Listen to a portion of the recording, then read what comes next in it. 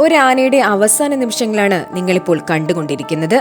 ഉത്സവ ചടങ്ങുകൾക്കായി എത്തിച്ച ബാലുശ്ശേരി ഗജേന്ദ്രൻ എന്ന ആനയാണ് ഉത്സവപ്പറമ്പിൽ കുഴഞ്ഞു വീണ് ചെരിഞ്ഞത്. ഇന്ന് പുലർച്ചെ ബാലുശ്ശേരിയിൽ നിന്നും മലപ്പുറത്തെ വള്ളിക്കുന്നേൽ കൈതക്കോട്ട് അയ്യപ്പ ക്ഷേത്രത്തിൽ ഉത്സവത്തിനായി എത്തിച്ചതായിരുന്നു ബാലുശ്ശേരി ഗജേന്ദ്രനെ. ആനയ്ക്ക് വെള്ളം കൊടുത്ത ശേഷം ക്ഷേത്ര ചടങ്ങുകൾക്കായി ക്ഷേത്രമുറ്റത്ത് നിർത്തിയിട്ടിരിക്കുകയായിരുന്നു. ഇന്ന് പുലർച്ചെ ബാലുശ്ശേരിയിൽ നിന്നും മലപ്പുറത്തെ വള്ളിക്കുന്നേൽ കൈതക്കോട്ട് അയ്യപ്പ ക്ഷേത്രത്തിൽ ഉത്സവത്തിനായി എത്തിച്ചതായിരുന്നു ബാലുശ്ശേരി ഗജേന്ദ്രനെ.